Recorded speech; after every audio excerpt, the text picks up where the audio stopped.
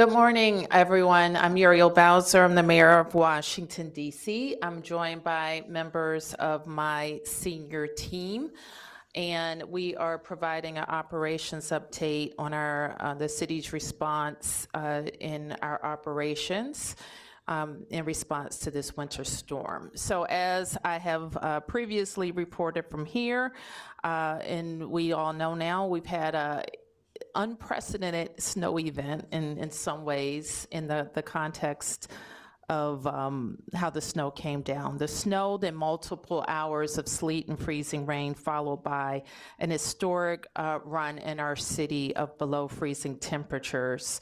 And those are the conditions we are responding to. I remain very grateful for the Herculean efforts of our snow team. That includes DC DPW, DOT, and DGS, and so many of our operational units within the government. So I want to say thank you to them for addressing our roads and transportation network and getting DC open. We're just going to talk about some progress that we've made since we last were together.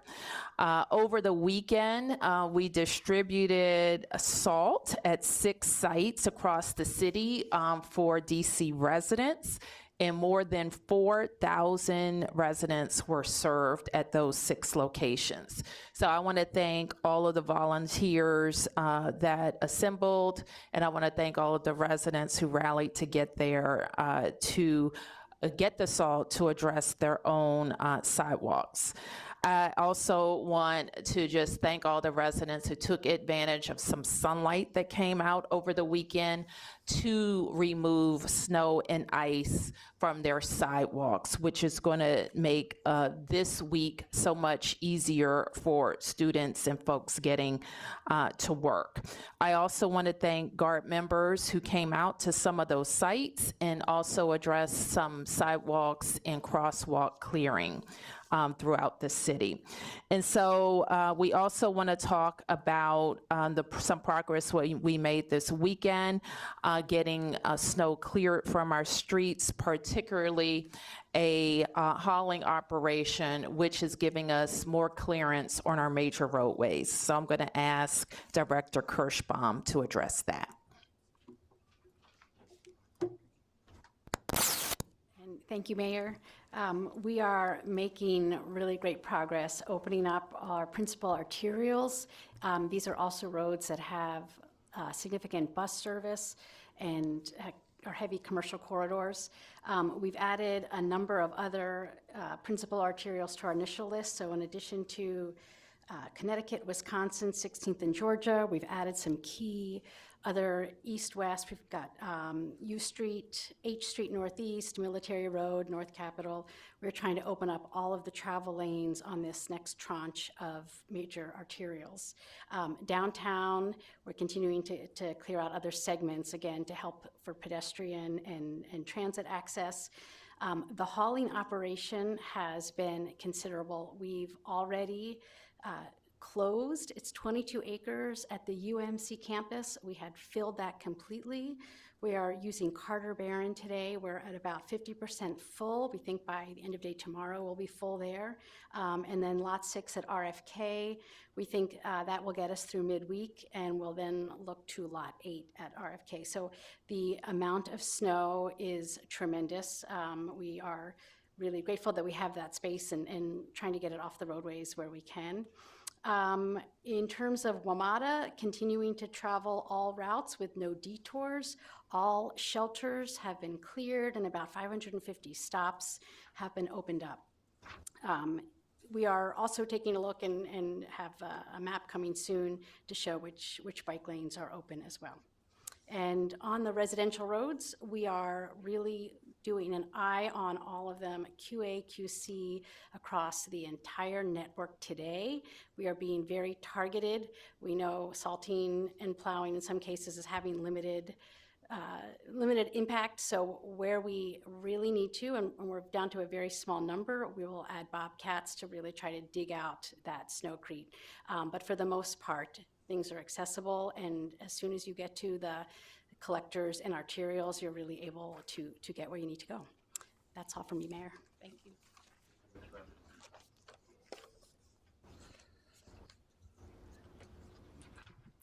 So last week, we also announced our trash schedule. And I'm grateful to the men and women of DPW and all of the agencies that are supporting them to get back to normal with trash. Midweek, DPW crews began collecting from our litter cans. Those are the city cans that you see usually on major roads around bus stops. By the end of the week, they started doing that 2 a day. By Friday, DPW crews were testing, making pathways into alleys. And on Saturday and Sunday, DPW did front side pickup on 2 major routes, their Monday and Tuesday routes, as well as going in to begin to clear pathways and alleys for their Monday and Tuesday routes. So I'm going to ask Director Crispino to give some details about that. Thank you, Mayor.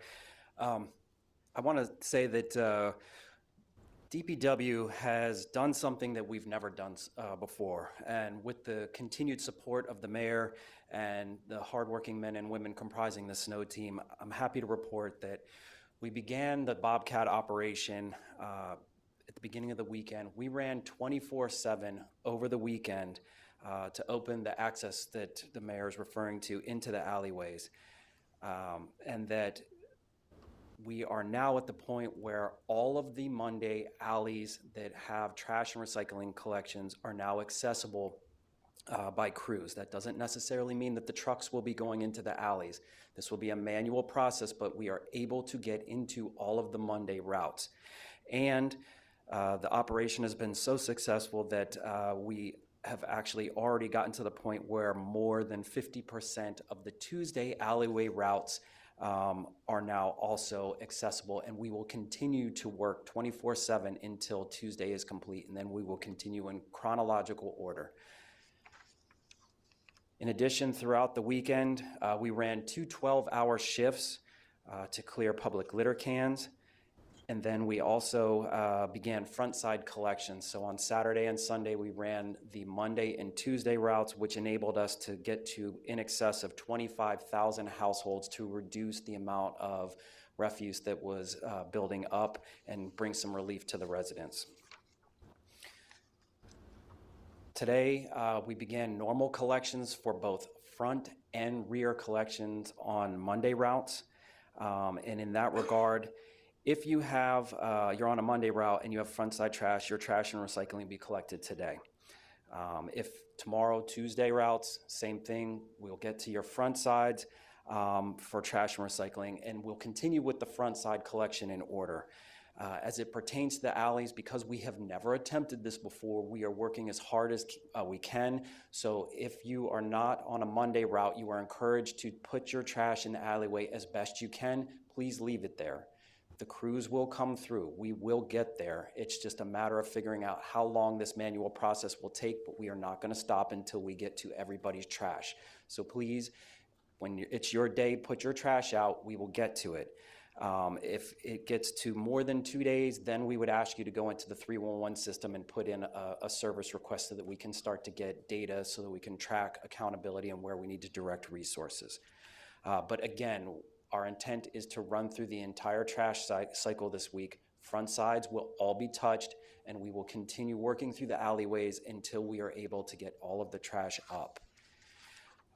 I'm also happy to report that based on the snow team's work on the roadways, compost collection has resumed on front side, and that we will have more updates regarding alley side collection as we continue to cut the paths into the alley and we work with our contractor on their ability to access the rear compost bins. But at this point, front side has resumed. Put your bins out, we'll get to them.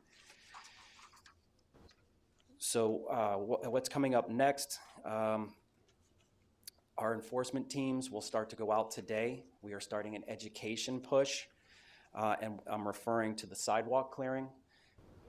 Under the regulations, if you are a homeowner, property owner, you have 24 hours technically after the cessation of snowfall to clear your pathways. We haven't been out enforcing, but we are going to start. It's been long enough after the storm that you should be able to get to that, especially since the temperatures are starting to adjust, and it's been so long after the storm. So what does that mean? Our folks are going to be out there, and initially we're going to be distributing flyers with the requirements of the regulation and what you need to do. Once you have had an opportunity to get at it, if your sidewalk hasn't been cleared, we will then move either to warnings or NOIs depending on the situation and as warranted. So please, I just want to stress, please get out there, get your sidewalks cleared. The areas that we're going to initially focus on will be around public schools, libraries, senior homes, and commercial corridors. And I believe that's all I have to brief, Mayor. Thank you.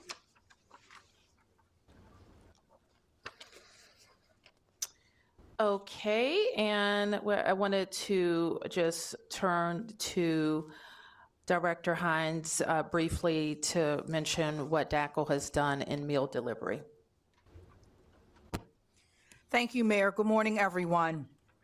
On Friday, January 30th, the Department of Aging and Community Living, alongside our Senior Service Network and the DC Fire EMS Department via their mobile integrated health unit, we were able to deliver over 900 meals to our seniors.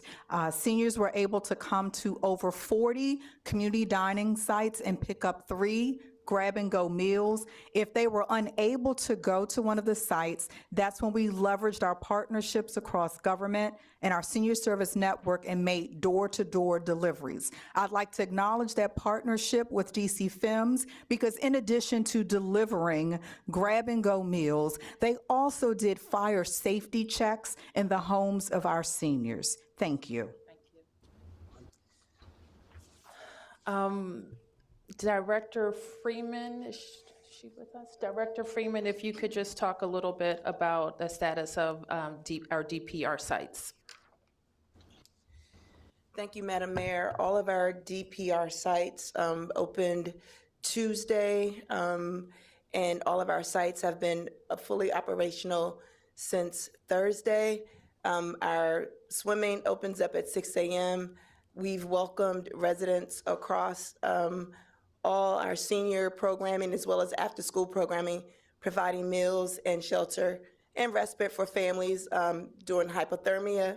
We're finding that members of the public are coming into our facilities for warming spaces as well. Thank you, Madam Mayor. And then I think we want to turn to the forecast for the week and our posture moving forward. So let me ask Clint Osborne from HCMA to talk a little bit about this week's forecast. Thank you, Mayor. So as the team has said, we have seen sun last week and into this week. We do expect this week to have favorable conditions for more melting. What that means is you'll see higher daytime temperatures that'll boost when they mixed with the salt that we've already got on the ground, will increase melting. But overnight, we are going to continue to see very, very low temperatures throughout the week, and we do have a chance of a snow Tuesday night and into Wednesday. When we experience these long periods of cold temperatures, as the mayor said, almost 150 years since we've had this kind of stretch, combined with the incredible winds we saw in parts of the district this weekend, you get really low wind chill temperatures. And what that means is you can have additional water main breaks and residential pipes that burst. We have seen a number of water main breaks that we're working with DC Water with throughout this weekend. I'm pleased to tell you that they were expected. We always expect water main breaks during the winter, but we are not seeing significantly more water main breaks than we would normally see during the winter and under these conditions, and that is a really important point.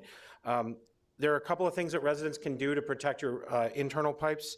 The first is you can drip water through your pipe at a low rate. It just keeps the pressure from building up and bursting a pipe if you do get ice buildup. And the second thing you can do is you can open your sink cabinets and just make sure that you're keeping your house at a consistent temperature day and night to make sure that your pipes, especially your faucet pipes, continue to keep moving and don't freeze over. If you do experience a loss of service, we'd ask you to report it to DC Water as quickly as possible, and the information is behind me on the screen for you to do that.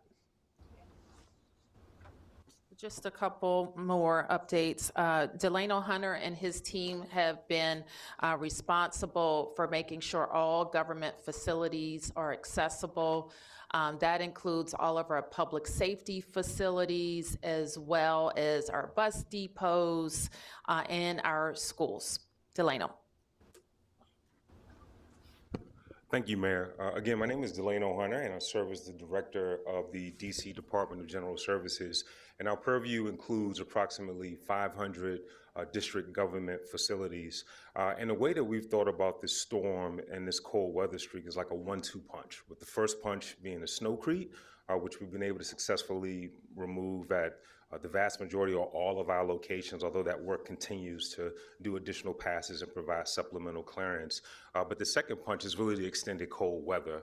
So it has been hand-to-hand combat for our HVAC systems and our boiler systems. When you have extreme temperatures and systems are running 24 hours a day, 7 days a week, you will see failures, specifically around our older facilities with aging infrastructure. We've been able to install contingencies, bring some of those systems back online, and then relay that information to our partners so they can make operational decisions. What we do, we classify those in one of two categories. Typically red. Red means that a big box space, so the majority of those rooms are offline, and then yellow, where there's a smaller subset, maybe a wing or several rooms. So that information continues. We did 24-hour digital and in-person monitoring over the weekend.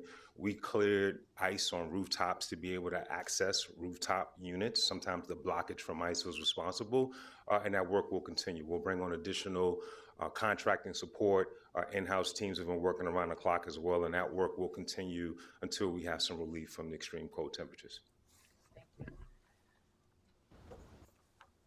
Okay, and so today our schools opened at a 2-hour with a 2-hour delay.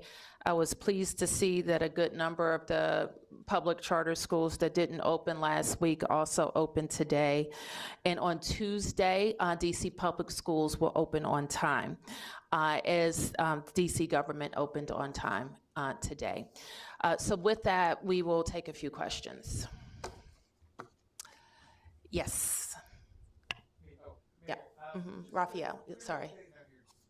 Quick update regarding just, I know you were also looking into facilities in terms of like heating, but like an update on schools that I know you were monitoring. Is there an update on all the schools kind of taking care of what the strategy is? Because I know when people, parents, the first concern is, oh, is my kid, in a warm facility? Just an update on that. The first concern of parents is that their kids are in school. And so we were proud to get open.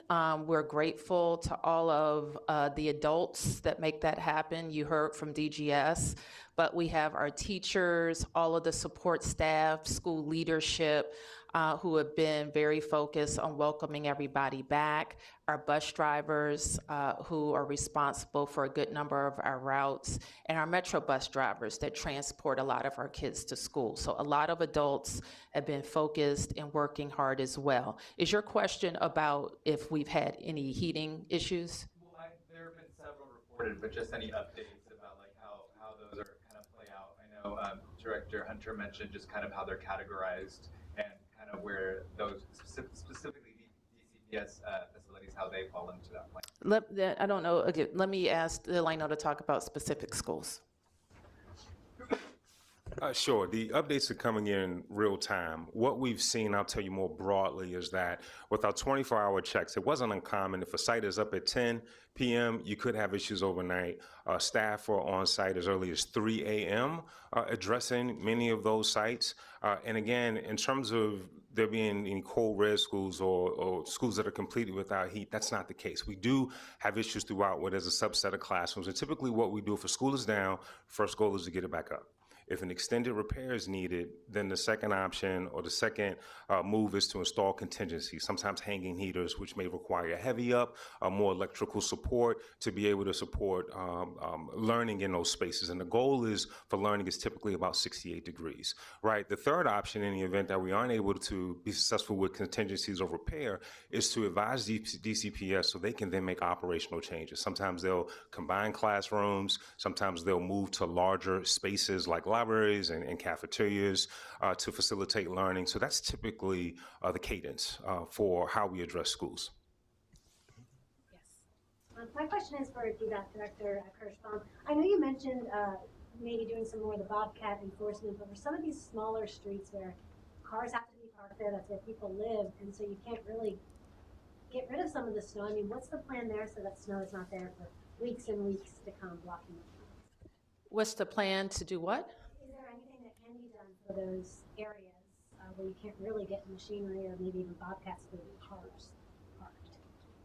Are you asking about digging out cars?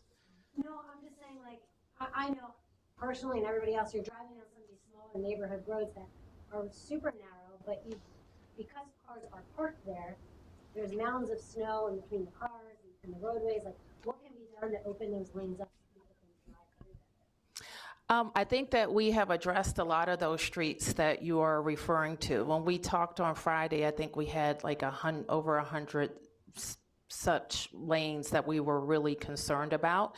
And I think over the weekend, we've just made a tremendous amount of progress. If you're asking if can haul snow off of side streets, that's not our current plan. Thank you. Yeah.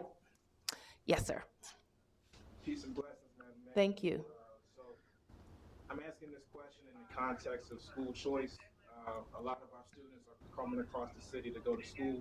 What is the set of criteria that determines whether to open schools versus doing 2-hour delay? What are the factors that dictate that? On time versus 2-hour delay?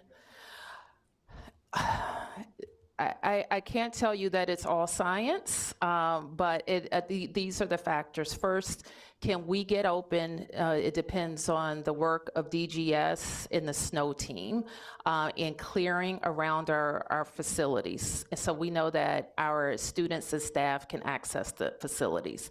That includes our walkways, that include parking areas for teachers, and the like, and the sidewalk areas around the school. Then we have to see if our kids can use the bus. And once Metro had all of our bus routes up, and that was last Thursday, we were able to open schools because our kids that aren't in their neighborhood school could take the bus. And Metro was pretty much 97% open on bus routes on last Wednesday, and 100% on school bus routes on Thursday, and that helps us open. The decision to open later today is to give, frankly, our staff more time to navigate wherever they're coming from to get to school. And to understand, and once they do that today, they can figure out how long it's going to take them tomorrow and be at school on time. One last question. Yep. Can you provide a bit of context around the opening of the RAS demonstration salt collection site? Why that one opened later versus the original 4 or 5? Sure. So we didn't open 8. We didn't open 1 per ward. We opened 5 because that's frankly what we could support. And then when we realized that we had higher demand in that area, we were able to open there. So there was not one open, for example, in Ward 4, but Ward 4 residents were close to both the one that was open at Jackson Reed and the one that was open in Turkey Thicket. Similarly, I don't think we opened one in Ward 1, but it was very close to the Kennedy Rec and the Turkey Thicket. So we adjusted, and I want to thank all of our teams. I think Director Freeman and the new Soul of the City bid were our lead volunteers for that effort, along with my team. Yes, Mark. A couple questions. One, have there been any deaths attributed to the weather thus far? Mark, I didn't report on that because it's not confirmed, but sadly, we think the answer is yes. We are investigating at least 2 deaths and maybe 3 or 4. Are these all separate incidents? Yes. Do they seem to be people who were unhoused? At least 2, and at least 2, probably all of the suspicious deaths are related to unhoused residents. And I want some confirmation before I report that. And then can I ask for some clarity on the fines? The director said you're going to start doing an education process. Yes. And then warnings and fines. Do you have a date set when you will start fining either businesses and or residents again? We don't. We are putting our personnel out on the street now, and we want to get some intelligence from that outreach. The goal is not to fine our residents or businesses, but make sure they know that they have to clear their sidewalks. And we think that the temperatures will be, this stretch of 3 days are the most favorable temperatures to do that. And then if I could just have one more. Sure. On the dumping at the separate sites, I guess you're talking about 4 sites all told, right? In 2016, when the city did this, this became an environmental concern when everything was being dumped at RFK, that once it started melting, there would be a lot of nasty runoff into the Anacostia, particularly down there. Department of Environment, DC Water, all raised red flags. I'm just wondering what precautions you're taking this time around, if any. Sure. Who's the best person to answer? Okay. And Mark, thanks for raising that. We are well aware of those concerns, so we did partner with DOE, had contractors come out, both at Lot 6, UMC, and Carter Barron to set up those safeguards. And those are things to protect the drainage and to have other materials surrounding the area. I actually have some more specific details, but not off the top of my head. But we did make sure that they were the adequate safeguards needed to avoid any concerns once the melting starts. Yes. In terms of the shoveling, last week I did a story on heart attacks and shoveling. Yes. Wondering about, is it really such a threat? Turns out, yes, it is. Yes, it is. For even as people as young as, and I say that as a geezer, 45 years old. I'm curious about the Snow Heroes program. Are you having success getting more people coming out and growing that? I know we have always had a large aging population in DC, and they have a lot of services for them. But is there a way to broaden that? Yes, there's always a way to broaden it, and we'll certainly look at ways. Our Snow Heroes, they did amazing work, but they ran into the same conditions as everyone else. So that's what I would say. But let me turn to our fire chief to talk about, what can be very unfortunate. In every snow event, we see somebody get sick. So good evening, or good afternoon, everybody. John Donnelly, Chief of DC Fire and EMS. We are responding to more calls with people outside doing things. We haven't had any specific heart attack related calls that I'm aware of, but I would just remind everybody to take breaks while you're doing it, dress appropriately. You can still get dehydrated in this weather, so you should drink, and everybody should learn hands-on heart CPR in case something does happen. Okay, I'll take a couple more. Yes, Martin. Martin. So obviously this storm aligns with campaign season. Lots of people out there running for office have a lot of opinions about how things are handled, what they're seeing on the ground. You've been through a number of storms in your 12 years in office. What's a piece of advice that you would give to the folks who are looking to replace you, who are inevitably going to face their own storms and their own criticisms? I would tell them to be careful what they are saying right now, and honestly, everybody. I don't want to make comments about politics. I'm a politician, so I get it. But I have been able to work with all the council members on a number of issues. And I would hope that they would continue to work cooperatively with my office. I have personally briefed our oversight chair for DPW, who I think has been constructive. And then one quick one for Director Kirschbaum. Can you just quickly recite the numbers again of the sites that are being used to dump the snowcrete and like how full those sites are now? I think you mentioned you were starting to use Carter Barron, but another 22-acre site is that capacity. Just kind of give us a number. Sure, and I think we have a slide that gives that information as well. Carter Barron is about 50% full. We're looking at about 30 trucks an hour that are coming through. So continuing that pace, we think we'll be able to use it into midday tomorrow. Lot 6, we also think through midweek, we'll be able to continue to use that space. And then we're planning to open Lot 8 in tandem with as we wind down Lot 6 space. And we think Lot 8 will get us through the end. Yes. Oh, I'm sorry. Well, UMC, has already been closed because we have filled it up. It's about 22 acres. And so we are no longer diverting trucks there. Yes. Yep. Mayor, actually, to what you were just commenting about with regard to politics, there's an article in the Washington Post that comments on some council members accusing the city of gaslighting families. And it says in the article here that with a lot of students going back with little or no heat, even as city officials touted a swift reopening, at least 10 of DCPS's 117 schools experienced HVAC failures affecting classrooms or entire buildings, according to school leaders, parents, and internal communications reviewed by the Washington Post. Can we get an update? And we were out there on Friday seeing just how difficult it was for families to get in. Do you think the city owes these families an apology for how all of this has gone? For opening schools, no. We don't owe an apology for opening schools. And when it's record cold weather and facilities this large, there are frequently heating failures. But the fact that we were open Thursday and Friday, we knew what they were. We didn't have empty buildings all weekend. And we worked quickly to respond. And I don't think that we've had to close because of heating. So I would say you mentioned 10 schools out of over 100 schools, and we're responding just as quickly as possible.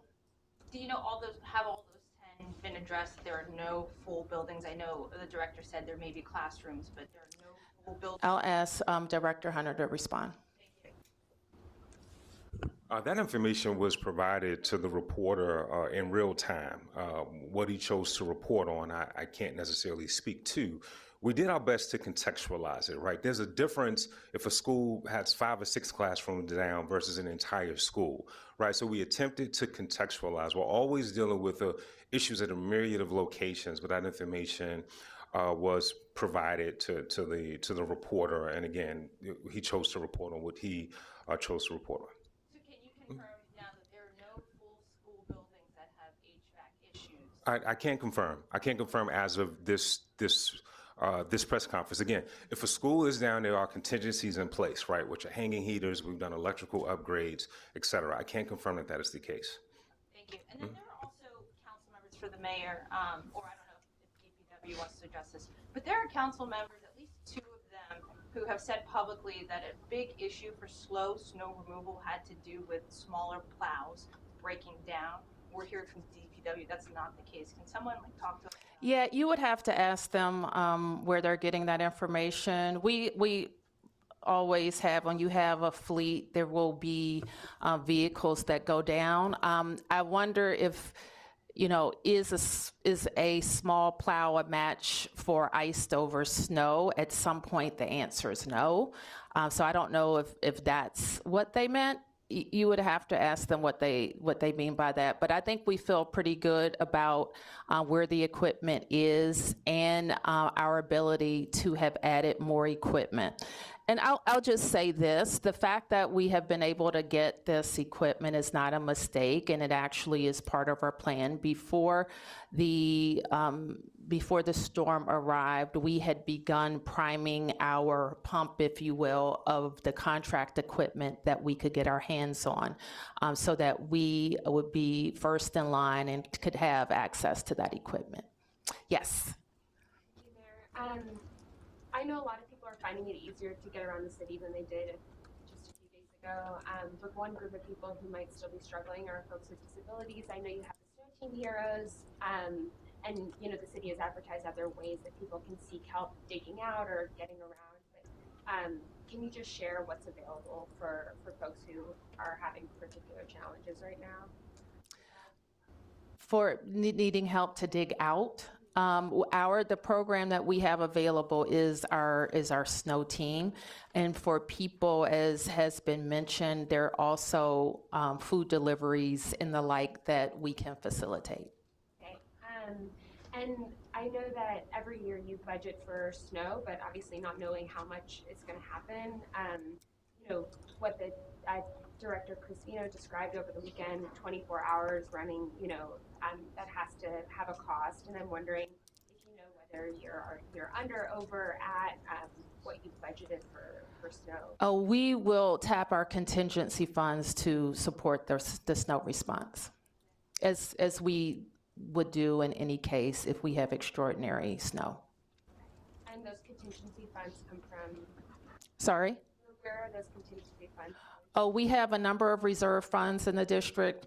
Kevin, you want to talk about where our funds are? They're extraordinarily well-funded reserves.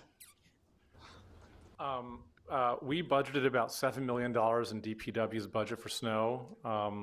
And remember, we've had years where we've had no significant snow event at all. We've had years like this where we have a major one. When this is arriving, we tapped a $20 million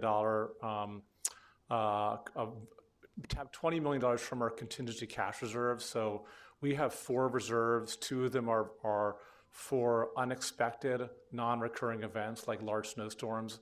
That is, it's filled by year-end underspending or surplus, and it's, as the financial audit just concluded, that essentially is going to be full. So there's not a question about whether there's available funding in the contingency cash reserve. It is meant to allow a city to be able to be nimble and respond to unexpected events like large snowstorms. So could you put dollar amounts?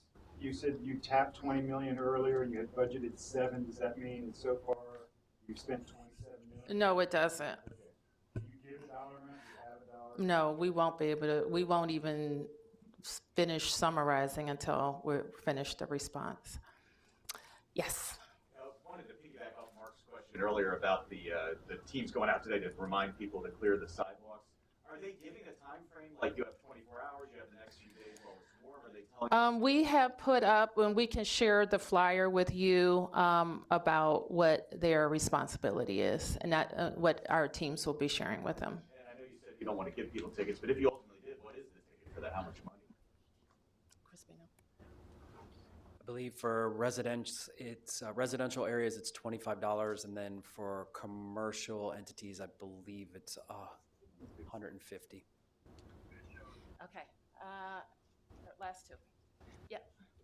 Maybe a quick follow-up regarding the deaths, obviously, that are being investigated. How many more people sought shelter in D.C. during Rachel. this period? You could talk about the whole outreach. Okay. Good afternoon. My name is Rachel Pierre, DHS Director. So let me just start by saying what we've been doing to prepare for the snow. So we have outreach 365 days a year, so this is year-round. We've constituted an outreach since before the snow. We had extended outreach in the evenings and in the weekends, not just homeless street outreach, as well as shelter hotline that continue to operate 24/7. We do know that we have a number of residents who continue to choose not to come in. We've also made available warming buses to bring warmth to those in areas where we know that we have a concentration of unsheltered folks who continue to not come in. So we continue also to check on people, coordinate with our partners at Department of Behavioral Health to assess people when they don't want to come in. So this outreach, whether it's homeless outreach or shelter transportation, has continued and will continue. I think your question about how many people have come in. So right now we have over 1,700 beds. I can tell you from activated. I can tell you from the beginning of the storm, as of last week, we had an additional 100 or so folks who had not come in before, and that number continues to grow. So we do know that our outreach has been working because we do have additional numbers of beds used. Just a couple off-topic questions, if that's okay. First, I saw a tweet from a New York Times reporter with a seating chart for the Alfalfa Club dinner on Saturday, and saw that you were at the head table with the president and several other cabinet members. I know we probably all want to be a fly on that wall, so I guess I'm just wondering what you can share about whether you spoke with the president or any other cabinet members. Well, I can't share anything. As you know, it's off the record dinner. I probably have attended 10 times in my time as mayor. And in terms of the bill, the disapproval resolution moving through Congress this week, how concerned are you about the impact that might have on the city's budget if they were to decouple? Well, I know that the CFO and the chairman have kind of been leading this effort in discussions with the Congress. I plan to have some follow-up conversations with them. Last question. Sam. Appreciate you. Yes. An off topic in regards to the DC Historic Preservation Review Board. Okay. So we have 3 nominations, 2 civilian, 1 architectural. And there was some concern last year, or the latter part of last year, that the board itself is not representative of the entire district. There seems to be, from what somebody from the Preservation League said, heavy-handed representation from Ward 3. So I'm just trying to get a sense of, among the applicants, how many came from Ward 7 and 8, and why, if any reason, weren't applicants chosen, or was there any effort on your part, or just your part in general, just to get representation from Ward 7 and 8 on that board? Sure. I don't have that information off the top of my head, so let me get back to you on historic preservation. I will tell you our general approach is to make sure that our 1,700 plus boards and commissions have diversity of all kinds, and geographic diversity is very important to us. Periodically, we report on kind of our ward-based numbers. And I know Steve and his team would be happy to share that with you. But let me follow up with you on that board. I just don't have it off the top of my head. Okay, thank you, everybody.